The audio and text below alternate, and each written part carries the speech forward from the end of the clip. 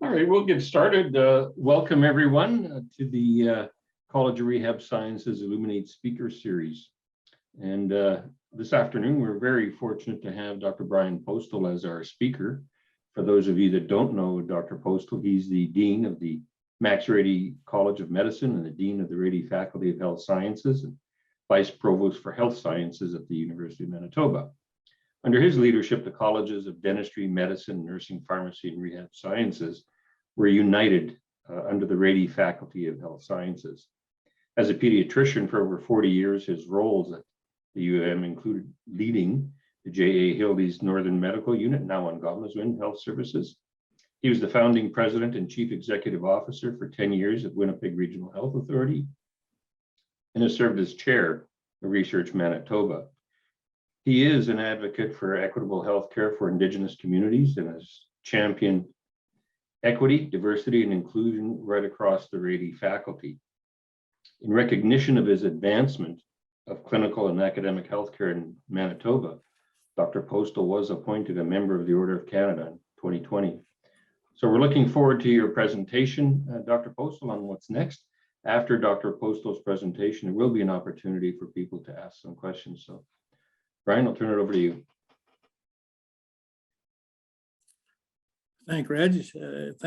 I just hope my mic is on. I have to say I don't want to pretend I'm a luminary at all in rehab sciences. I was quite pleased when I first logged on because there was only 3 people there. I thought it would be an easier afternoon. But thank you all for coming. I'm, of course, honored to have been asked. I thought I would try to talk a little bit about what the future holds or could hold. Trying to predict the future is a bit of a mug's game.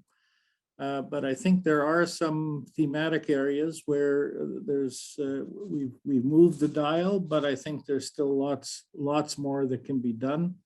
And in some ways, I feel like we're just getting started. Hard to look at going forward without at least noting where we came from. Certainly pre-2017, the School of Rehabilitation was within the then Faculty of Medicine. I would say at least my previous observation that it's probably struggled a little bit with issues of its own visibility and probably didn't feel very supported around its own sense of professionalism and professional autonomy, and probably had a benign but not highly engaged support and in quotation marks oversight from the Faculty of Medicine. So to start with, I don't think it was a horrible place. It was a common place as a route for rehab sciences across the country. So it wasn't horrible, but probably was not fulfilling. We came to the merger discussions, and I would remind folks that the merger discussions took 2 years.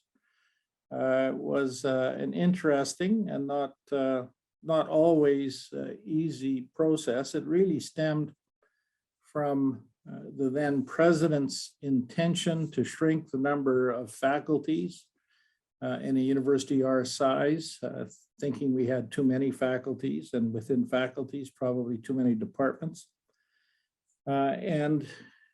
The 5 then deans, or 4 deans and a school director, came together and saw, I think, some real potential of starting to do things that had been talked about for a long time, but not ever fully accomplished.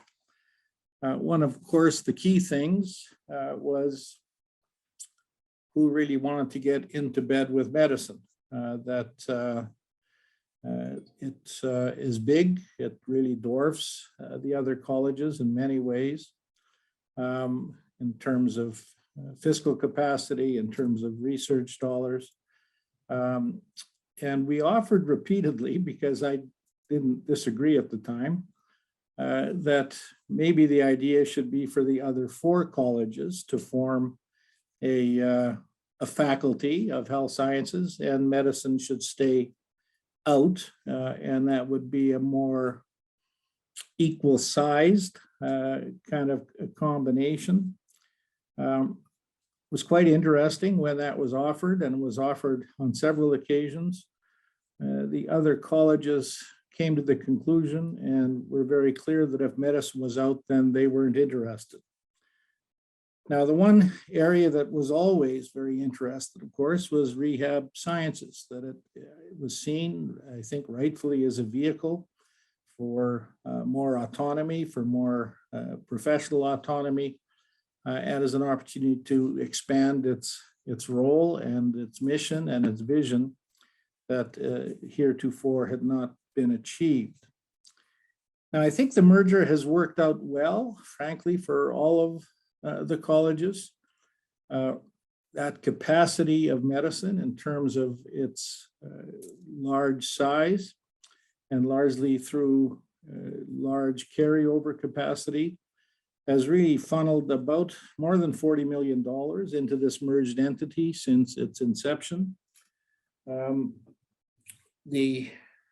I think other thing that we've done quite well is create an environment where all of the colleges get support from a whole range of activities. I'll talk more specifically about some of them, but just having a single finance structure, a single HR support structure, expanded student health structures, which we put in place with a clinic and staffing, expanded student mental health functions, the accreditation support structure that has really, I think, served all of the colleges very well, a legal support structure, faculty development across the colleges, Indigenous services, but also a real focus on Indigenous healthcare, interprofessional education, graduate student supports, simulation growth and supports, looking at our admissions processes and starting to try to bring them together. The whole area of professionalism and how we create learning environments that are safe and nurturing. Our EDI initiatives, which really have been groundbreaking and are being copied now across the country. Our anti-racism efforts and the policy that we agreed to, our efforts to get some standardized approach to industrial relations, our access to good government relations because of our size, the expansion of a social accountability set of processes and structures, Habitat for Humanity build, the Swish basketball program in the summer, inner city science, the Wish Clinic, in the past issues like rich man, poor man dinner. We've expanded access to humanities, I think, with the view that the more humanity-based education we can provide, the more rounded our graduates will be. We've got strong community engagement processes and strong social accountability processes. Now, we've been early adopters of many of these things, both within our university and across the country. I've often wondered that, well, sometimes that has caused resentment and frankly, sometimes obstruction of our efforts. I've often wondered why we were, I think, moving ahead more quickly than others were able to move. I think one of the strengths of all of our colleges and all healthcare practitioners is that we end up having to do things. So we are always faced with an incomplete set of data. Despite that incomplete set of data, we need to build treatment plans. As we progress treatment plans, we need to adjust those plans as more data becomes available. And we're quite comfortable with that iterative loop of providing care to patients. So I think that has driven a lot of our capacity to change and be early adopters.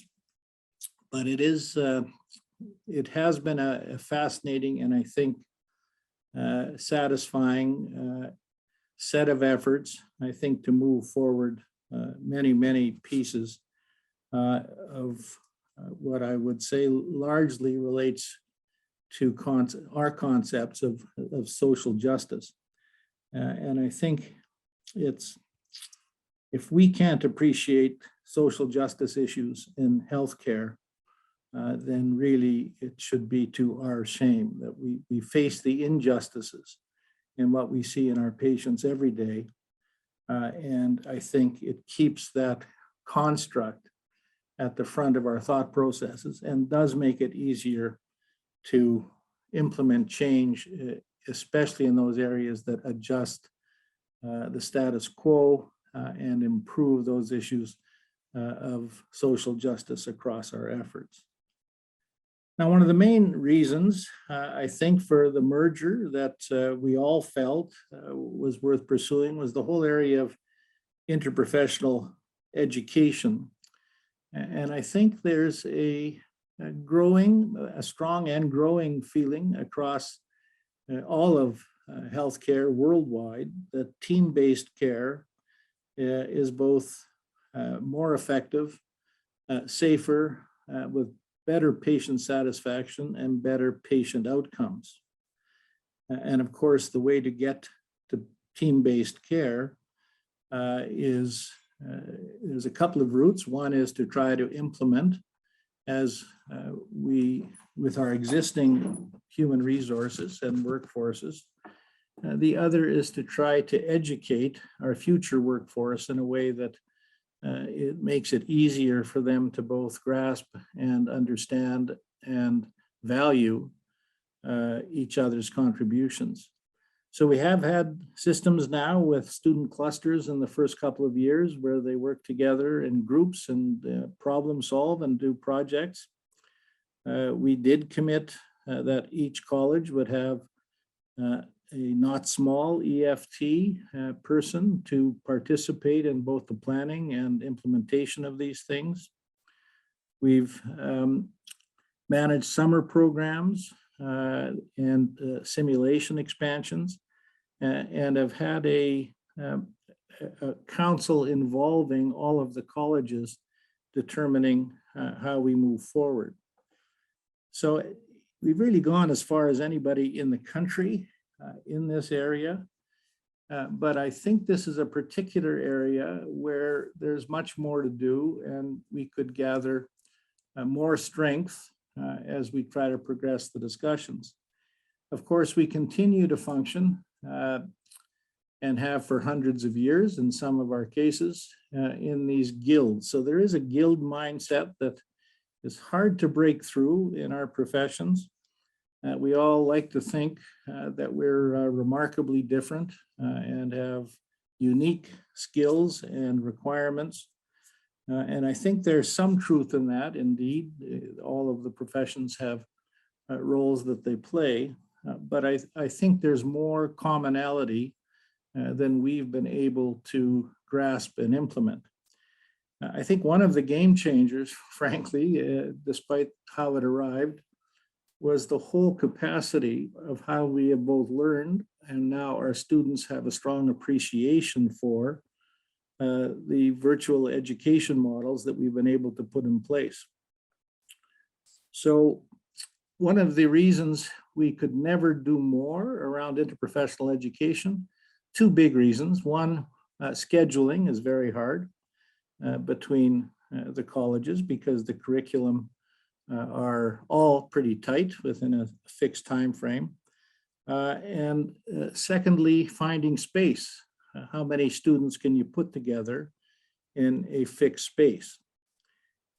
The capacity now virtually to put 400 or 600 students in the same lecture starts taking away those issues. So it's always struck me that there are some common roots in our teaching and some core concepts in things like anatomy, physiology, embryology, pharmacology, that we could be doing a much better job of bringing students together so they're actually learning these core concepts together and learning about each other from very early stages. So it seems to me that that may be the next set of changes we have to start imagining.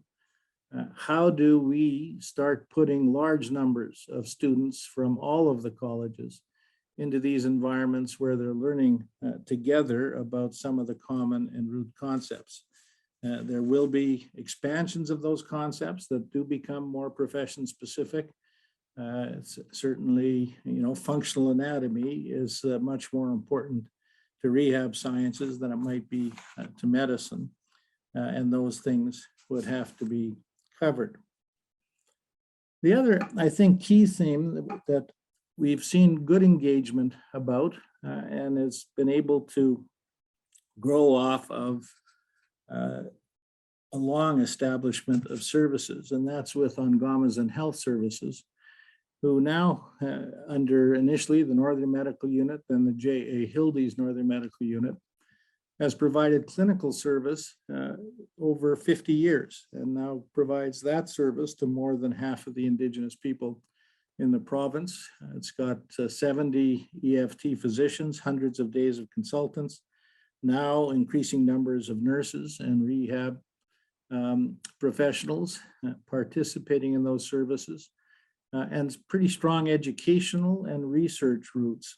And it seems to me, I think we've started this, that concept of social justice as it relates to Indigenous people really gives us all an opportunity to take advantage of those experiences and expertise and credibility of OHS to start building other programs from other colleges on top of that. And I think that can include real role expansions for several of the colleges. And in exchange for those role expansions, the potential to recruit more professionals, some of whom may be able to rotate through some of these Northern and Indigenous environments to provide good services.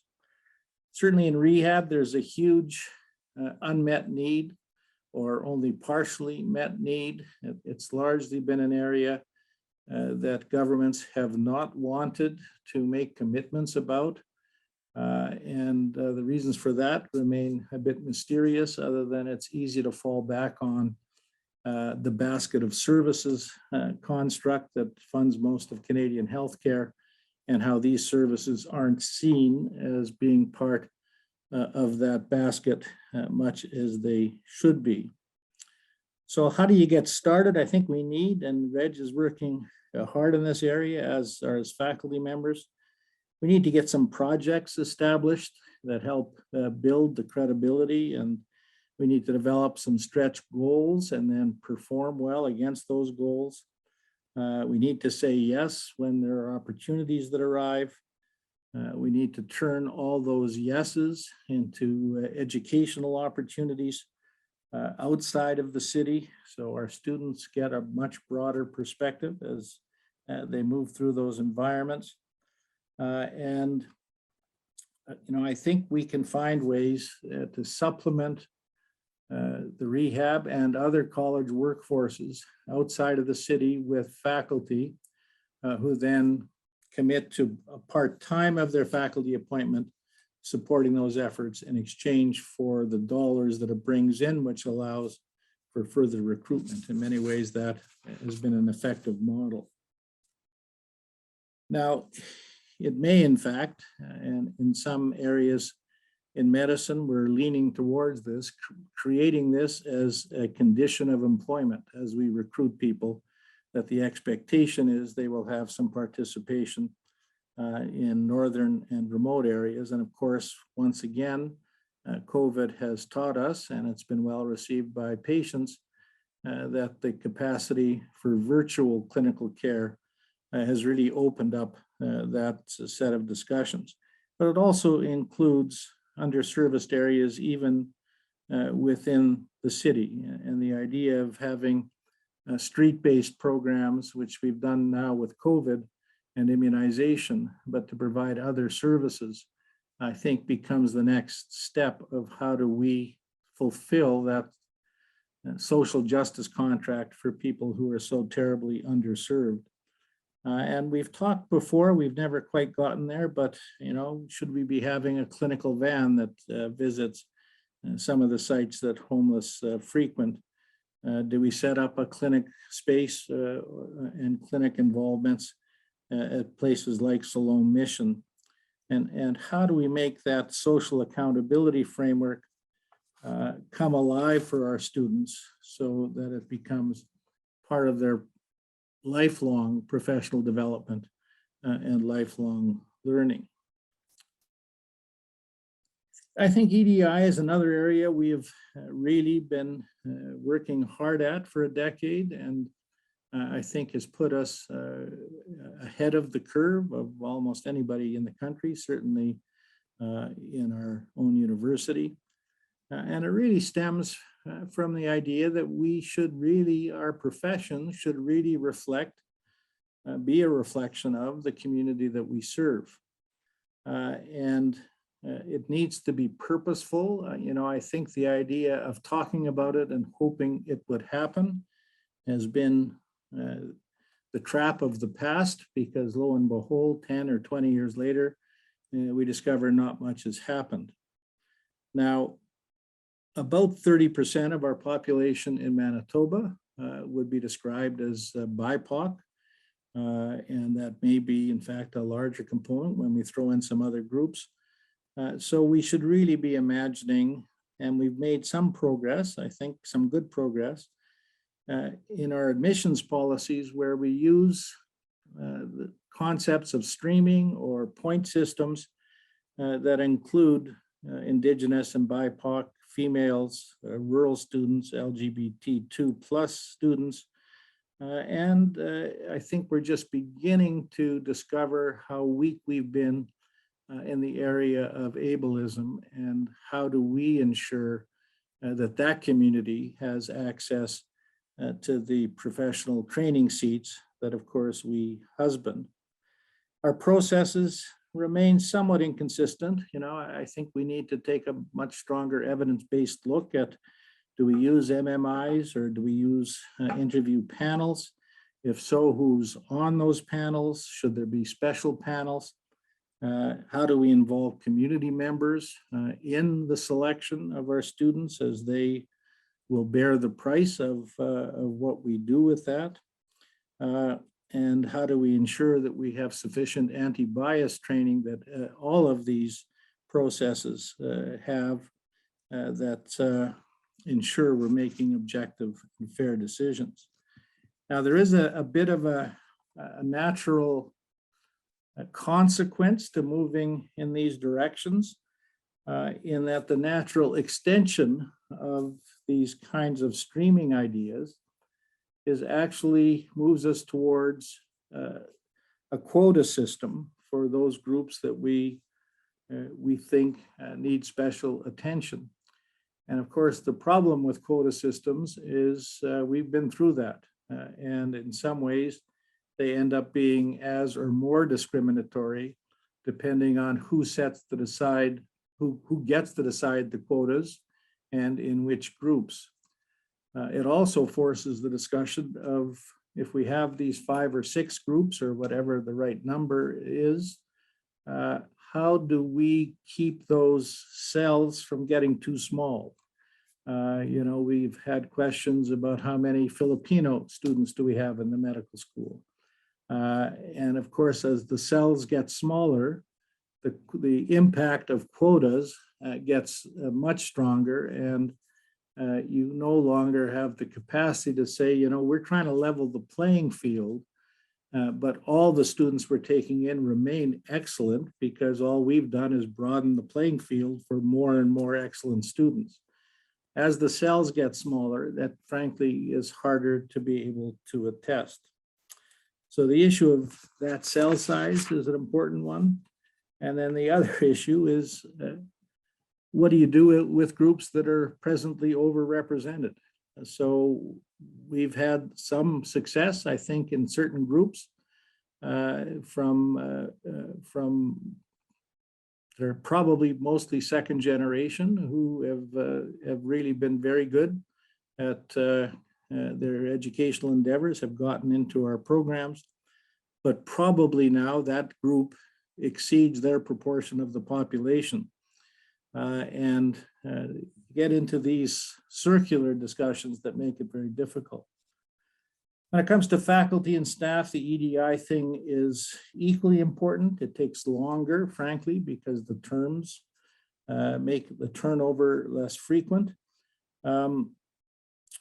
We've got a pretty easy time of it where we make appointments, as we've done in the Rady Faculty, where the majority of our deans, associate deans, vice deans are in fact women. Where there's a formal search process, that gets harder, partly because the terms can be 5 or 10 or more years. And it makes it even more important to ensure that our anti-bias efforts are strong and in place, and that we need to be more direct and honest in terms of preferential recruiting. I think that is an important next step. And I think we need to be stronger in making clear to search committees that all things being equal, if we have candidates that are roughly seen as equal, those jobs will be going to women. So all of these things become very complicated, of course, to implement, and there are always downsides to their implementation that make it difficult. At one point, I kind of viewed anti-racism as part of that EDI discussion. I've been slowly convinced by people who know more that there's clearly an overlap and that racism can interfere significantly with EDI, but needed its own capacity to reflect on how do we mitigate the isms that have existed. And at some point, it has to include many things. So Indigenous, Black people, Muslims, Jews, women, Asian, all have components of racism that have been applied against them. And our policy is very clear that we're talking about all forms of racism to include those groups. And all of them, of course, are rightfully aggrieved. And that would also include, and Reg and I have been talking about this, the discrimination against people with disabilities and how we accommodate their able capacities to fit more completely into our structures. Now, this is really a difficult area. We virtually end up having to say publicly, we don't care what you think so much, but we do care what you say and how you act. And we will be calling out those things that we think are inconsistent with our efforts at anti-racism. But you can't see it all, and microaggressions are very common, and that's what our students and your students will tell you. And of course, there are often different perceptions of what has been said and what was intended. It's quite clear that although intent is a consideration, it can't, saying I didn't mean it doesn't quite cover the ground of the actual existence of the statement or the anti-racist behavior. Now we see, it's quite fascinating. This is a very difficult topic. We can see that political parties take strong stands about these issues. We see things like critical race theory and its teaching being banned in many American states, when all it really is acknowledging is that there are systemic impacts of race that have had negative implications on many, many groups. So all of this does need to be done except in the most egregious of cases, in an educational as opposed to a punitive or policing phenomena because otherwise we will lose the very people that we're trying to educate and influence. So the process becomes vital. The capacity to have people who can manage these emotional areas well is important. We have to ensure that the accusation and conviction don't become the same thing and the same effort. Often we will discover as we deal with these things that neither the accuser or the accused are satisfied in the end, but that ultimately is we have to keep working down in these processes if we're ever going to have a long-term impact. And I mentioned, I think the same thing applies around the area of ableism, where I think we're far behind in our collective thought process about this. And I wondered about, whether it's just a reflection of how we all have an instinctive fear of our own potential disabilities or the risk that we may feel about, and we just have trouble getting our heads around that whole thought process. A few years ago, I agreed, I was coerced, maybe more accurately, to co-chair a fundraising effort for the new SCI, or the Rehab Center for Children. And we committed to raising $5 million. I thought in my naive little brain that it should be easy to fundraise for children with disabilities, and only to discover it was an absolute nightmare. That people didn't really want to talk about it. They understood they should, but it was really fascinating to try to educate people about the needs of this population and how their contribution could help.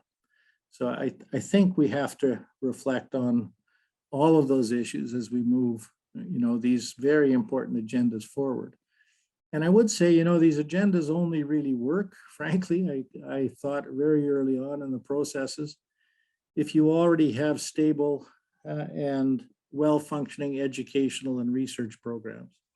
If you're struggling with accreditation, if you can't satisfy regulators that your product is safe and sound and will serve patients well, you're not going to be able to focus on these other issues very effectively, because the hierarchy of need, frankly, won't allow it. Now, of course, we've all been through COVID. I think we have a lot to learn. I think we've learned many things, frankly, about virtual capacities at teaching. I would say eventually we will learn more about working from home, or how to find the balance between working from home and being in a facility. I think there's still more to come. I am not particularly enamored of what governments are doing across the world, of just kind of trying to erase this as an issue, that their surveillance has disappeared.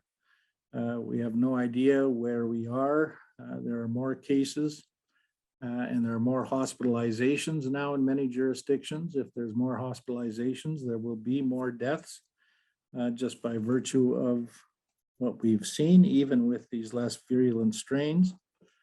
And the idea of learning to live with the virus, there is a flip side to that coin, that we're also expected to learn how to die with it. And of course, from that social justice perspective, it's very hard not to recognize that the impacts are not homogeneous across the whole community. That if you're Indigenous, elderly, live in a crowded social setting, you're poor, you're BIPOC other than Indigenous, that the impacts are much more profound than what most of us will experience. There will be future waves. We still have such a low vaccination rate worldwide that the rates of infection, which is what drives variants, will continue to be there. I don't know how anybody can claim we're entering an endemic phase yet. I would be very pleased if we did, but I think that idea is at least 6 months away from giving us any information. So the governments, I think, grew tired of being blamed. They want this off of their political agenda as best they can. To be fair to them, immunizations have stalled. We've not seen any major catch-ups recently. And of course, all political parties have a base to play to, and they have those political considerations, and often there's not easy answers. But I think we've done something a bit too early. My guess is that there will be both provincial and federal inquiries into COVID when the time comes. Perhaps a royal commission. It's kind of the federal government favored way of trying to delay any decisions. But I think the overall grade for governments across this country, perhaps with the exception of BC and Nova Scotia, will be a C or less. And I would point out that the grade for healthcare workers who have labored through this pandemic will be A pluses. And I've been absolutely amazed and almost stunned by the fact that the duty to care of all of our health professionals has far exceeded their anxieties and upset about working in these environments. So that by itself, I think, is something for us to be very proud of. I think the final thing that most people slowly come to realize during their career, as my career comes to an end, I've realized it in spades for many years that healthcare is a political process. When I was younger, I was very involved in groups across the country that were trying to imagine, how do you depoliticize healthcare? We can't trust, the idea being you can't really trust healthcare to politics, and there should be a more neutral and objective way of proceeding. But of course there isn't, and we're involved always in this perpetual cycle depending on government.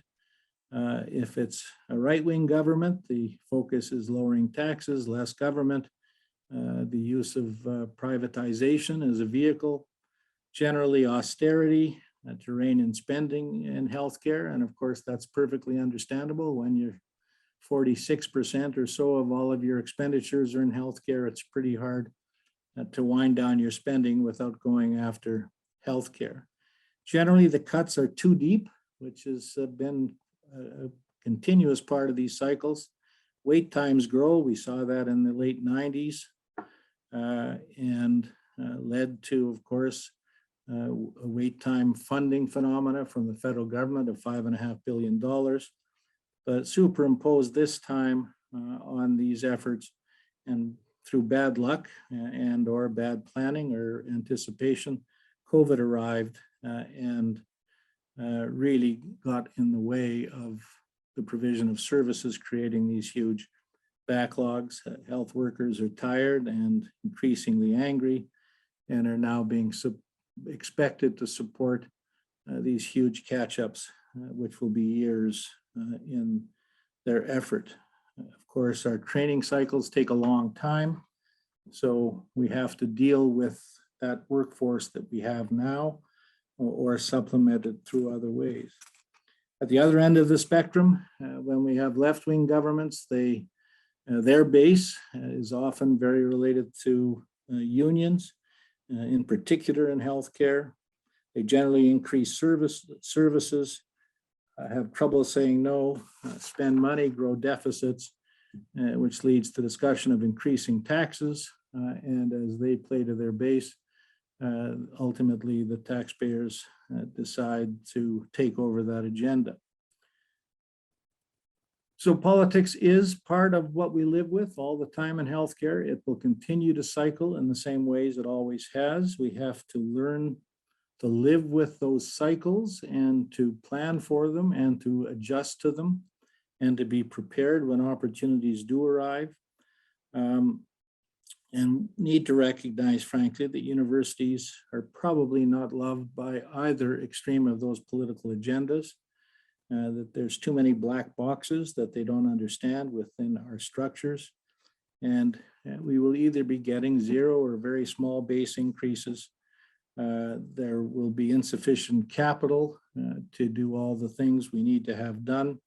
And the variable that perhaps is most likely to be used is tuition increases and at what degree they may be frozen at. The question then becomes, through these political processes, how do you advocate? In your case, how do you advocate within the university, within the Rady faculty, with governments about the needs of rehab sciences and the patients of rehab sciences and the students of rehab sciences? You're not going to have a huge public presence, as some professions do. But the more that you are able to do with taking on new tasks of providing services to those in need, the more relationships you'll grow. And it's through those relationships that you start being able to advocate effectively. Some of that is within government. Certainly deputy ministers and assistant deputy ministers are important to come to know that you need them to be able to answer your phone calls and to be credible enough for them to want to bother. The other option, of course, that we see sometimes being taken is the idea of public or media advocacy. I would say, in my experience, that's often very satisfying. I can't tell you how often in the Mad Magazine part of my little brain that I have imagined doing things that would be terribly, or saying things that would be terribly embarrassing to government and would serve them right because they're acting like such idiots. Generally, that is a short-lived phenomena, and your satisfaction is equally short-lived because it's also the last time anybody's going to answer the phone with you at the other end. And politicians, like it or not, have very long memories and very thin skins. So I think my conclusion has always been to work from the inside, to advocate as strongly as you can through these relationships that are trusting, and to hope that you can have some impact by doing that. So that's my look at where we are and where we might go in the future. And of course, I'm always happy to be corrected or answer any questions that anybody might have. Thank you very much. Thank you, Dr. Thanks so much for your reflections, your insights, your wisdom, all of those things you share with us. I could listen to you for hours because I just think there's so much there in terms of what you're, what you bring to all of us. So we will miss you a lot when you're no longer the dean of the faculty. I will open it up for questions. You can either put it in the chat or you can raise your hand and call on you. All right, Archie's right up. Go ahead. No questions in particular, but a couple of comments.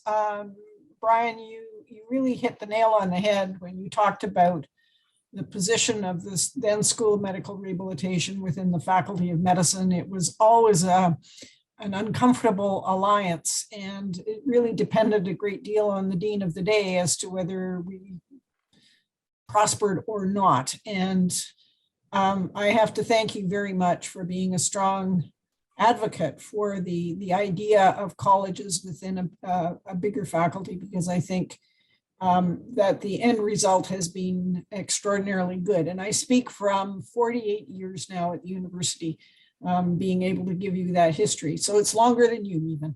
The second comment I would like to make is to endorse absolutely firmly what you have said about engagement with government and politicians. The last thing that anyone should ever do is to embarrass the government of the day, and the fact that they have incredibly long memories. In the case of the government of Saskatchewan, with respect to speech language pathology and occupational therapy, it certainly goes back about 30 years. So I agree with you 100%. And, politicians are trying to do the best that they can with you know, the hand that's being dealt to them. And I think we have to be much more conversational rather than adversarial with them. So thank you. And I echo what Jackie just said. We are just going to miss you so much. Thank you.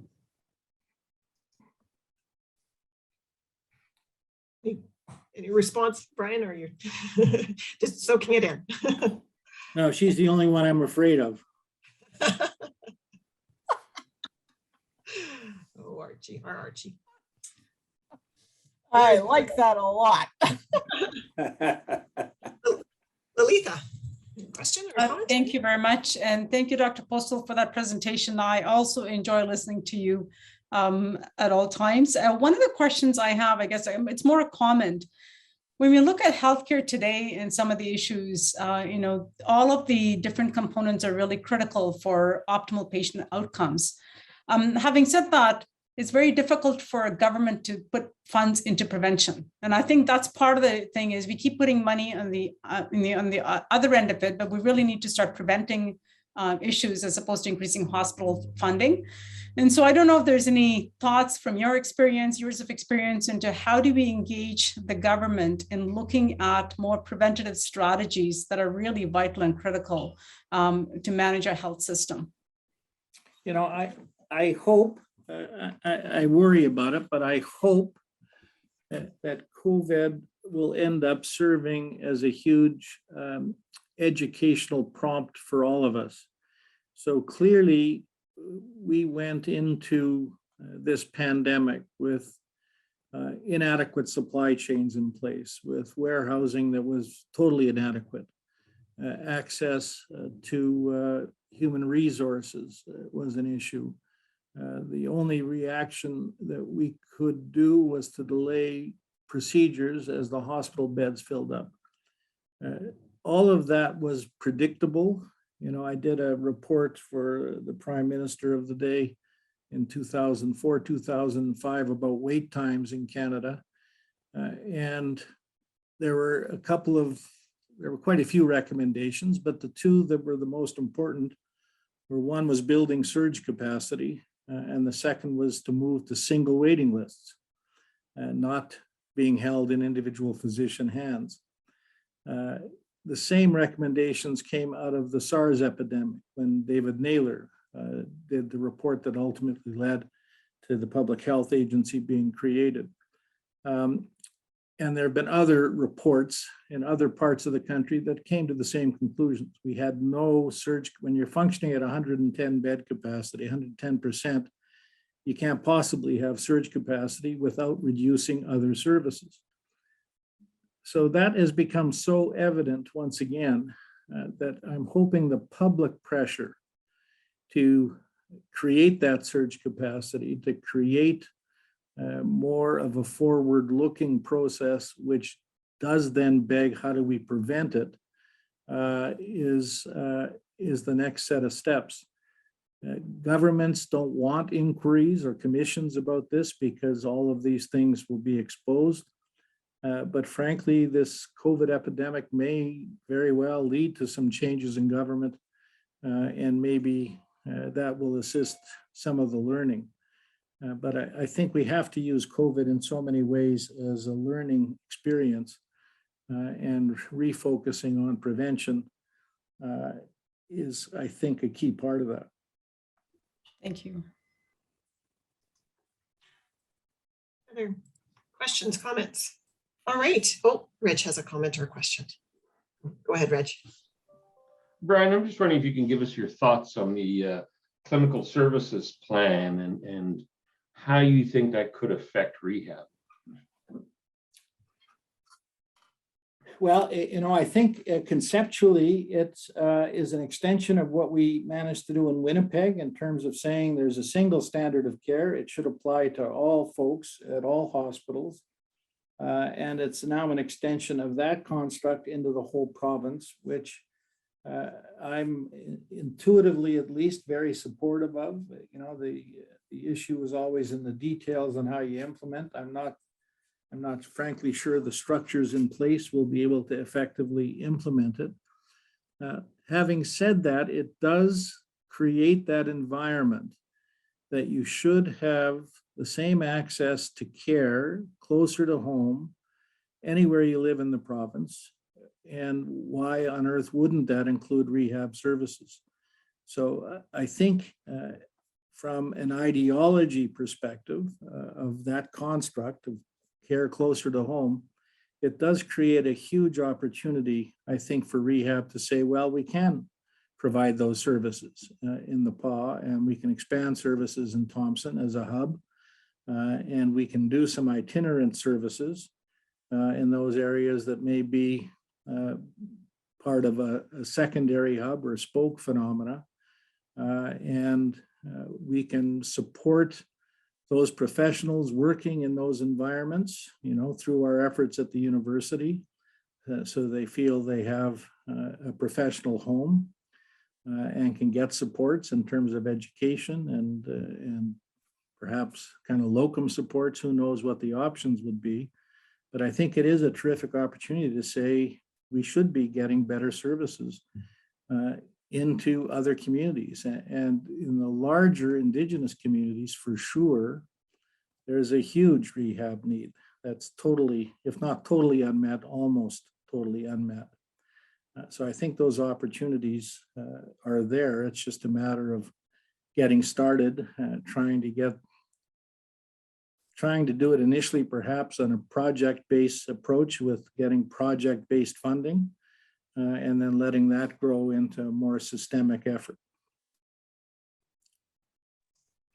Thank you. Marsha, a question or comment? Two questions, actually. So I think we're all pretty aware about the recent physician health survey with 1 in 2 experiencing advanced burnout, as well as broader health human resource shortages. Ontario's announced a significant increase in our medical student seats. Just wondering what your thoughts are about the need for that here, as well as the capacity of our medical education system to take that on, given the broader, I mean, it does cause additional strain on already burnt out physicians. And then the second question that I had is, I understand the discomfort with quotas. However, we certainly need to be able to evaluate our efforts against some type of quantitative, meaningful metrics. We do need to have targets and figure out a way to set those targets so we can be measuring our progress towards our rights-based goals. So whether we look at, I guess my question is, how would you advise setting those targets at this point in time and with the experience you've had? You know, I would, for the second question, I would try to find a way to turn to the community and say, this is the dilemma. You know, we could break this down into smaller and smaller cells, you know, based on any number of things. Or how do we take a global or a more holistic perspective and say, we want to, in a general sense, reflect the community, but that's never going to be precise. It can't possibly be precise, partly because of the timeframes involved. So to get the community more engaged in exactly that evaluation, are you looking like you're meeting our needs? Are you making an effort to be meeting our needs? That didn't quite work. What are you doing about it? I think that's the best way to get the community satisfied that we're trying and we're paying attention. It will clearly never be perfect, you know, and I used to chuckle about medical school, and I'd say that frankly about all of our colleges. The caliber of applicants is so remarkably high that there's almost few distinguishing features. You know, I used to, for fun, because I always enjoy having a little fun, I used to tease our admission folks, well, listen, let's just take all the applications to the top of the stairwell. Once we're down to about 300, throw them down the stairs and pick up the first 100 from the bottom up. And there are places, as you know, who virtually run a lottery once they get through a basic screen. Around the first question, I don't have a good sense. I think the world is changing and the workforce is burned out. And because of that, we'll be going through a difficult time, an angry time probably, that they have felt not only overworked, but terribly disrespected and undervalued. You know, how do you go for numbers of years as a nurse without a contract and then feel good about going to work in extra shifts and taking on these loads? So I wouldn't say no to the idea of expansion. Ontario is in part satisfying a political need because they've had such intense lobbying from Ryerson and York and other places for new medical schools, and partly trying to show that they're doing something. Is there actually a need for more physicians? I'm just not aware of the data that would support that, although if you look at any European model, we are way behind in terms of per capita health professionals in many areas. So the answer is probably yes. Now, where would we put these students? How would we fit them? Should there be a medical school at the University of Winnipeg? You know, all those things, I'm sure at the point they start talking about it will be on the table, you know, with their own political context. Aoife, question or comment?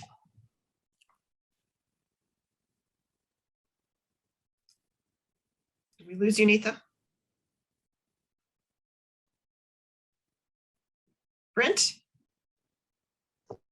Yeah, noticed I was on thank mute. you. My apologies. There we go. Thank you very I go ahead then?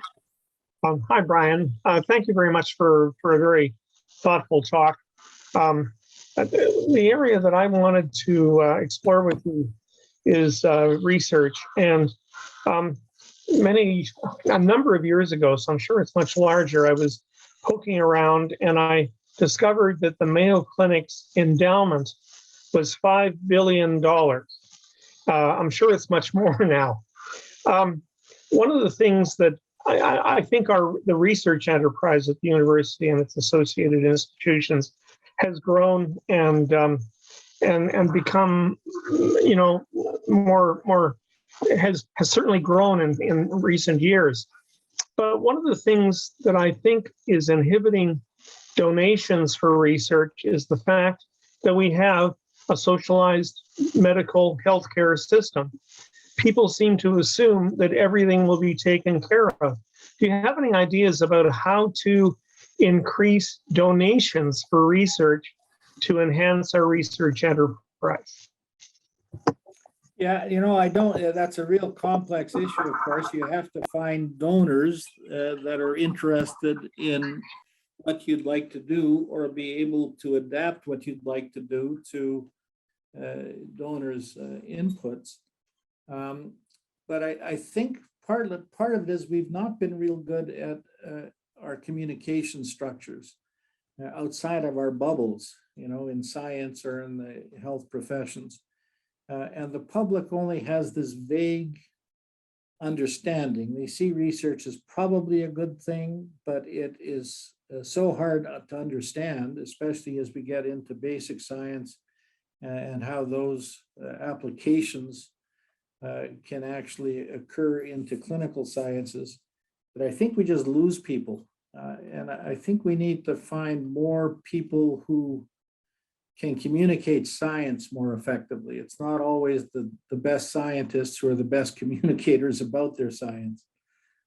So it may be an area that we really need to start developing as part of our professions, that communication about these issues is going to be important in the future, both in dealing with governments, but the way to deal with governments most effectively is through the public, that they take their instructions from the polls they read. And if the public is saying we need more research going on, it'll arrive. Thank you. I'm going to have to wrap us up. It's 1 o'clock. I'm sure people have other meetings. I want to, on behalf of the College of Rehab Sciences, I want to thank you, Dr. Postl, for your insights, thoughts, the discussion that happened. There are some questions in the chat that I will copy and maybe send to you as well. And maybe we can invite you to another meeting before you go at some point in time for a quick conversation about a couple of other issues. But thank you so much for your time and your. Thank you.